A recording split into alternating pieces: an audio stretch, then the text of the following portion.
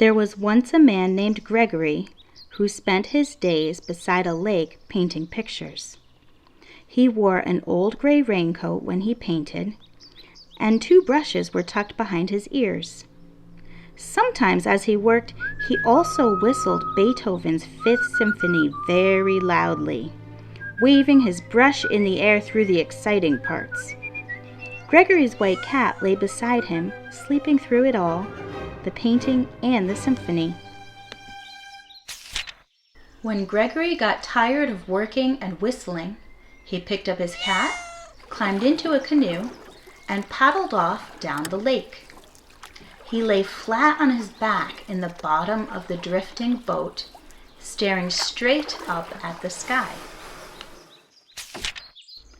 A boy named Charlie, who summered at the lake, used to watch Gregory paint and whistle and drift in his canoe with his cat. Charlie had decided he was fond of Gregory, even though they had never met. One day, when Gregory was out in his canoe, Charlie sneaked a look at the picture Gregory was painting. Charlie was surprised by what he saw, by what Gregory had painted as he looked at Charlie's lake. But the picture made Charlie like Gregory even more. So each day when Gregory drifted away, Charlie sneaked a look, and each day Charlie saw the same thing: a blue whale. Sometimes the whale was diving in deep water. Sometimes it was leaping up out of the water. Sometimes it was upside down, but it was always a whale. And Charlie became fond of whales too. But one morning when Gregory was away, Charlie found nothing on the canvas.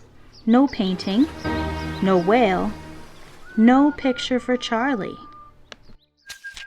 So while Gregory drifted far off down the lake, staring at the sea blue sky and humming Beethoven's 5th, Charlie picked up a brush. While Gregory stroked his sleeping white cat, Charlie squeezed out some paint. And while Gregory rested and hummed, Charlie painted. He left his picture there for Gregory. Charlie was too shy and afraid to stay. When he paddled back to shore, Gregory was astounded to find a painting on his easel. He was even more astonished to see himself in the painting, standing at the easel, white cat sleeping, and musical notes bouncing all over the sky. Gregory sat and stared at that painting for a long time. The next day, when Gregory went far off down the lake, Charlie again sneaked a look and again found no blue whale. But this time, painted on Gregory's canvas were these words: "I liked the picture." Charlie picked up the brush. He was smiling, and his heart pounded as he painted, "Thank you." Again, he was too shy and afraid to stay.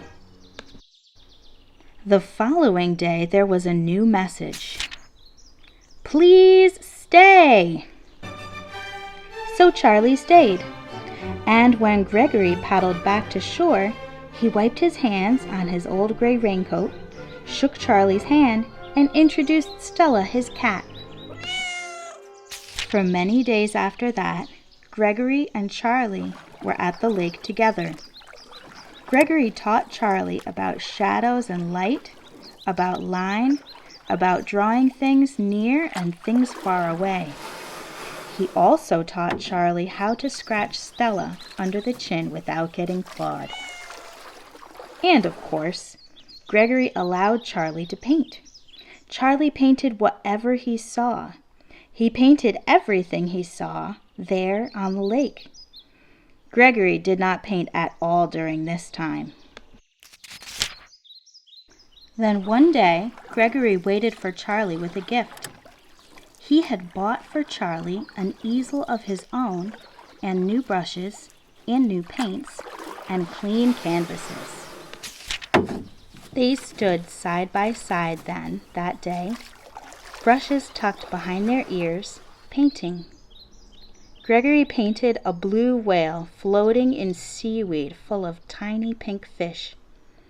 Charlie painted whatever he saw. And at the end of the day, Charlie finally asked Gregory why he painted only whales.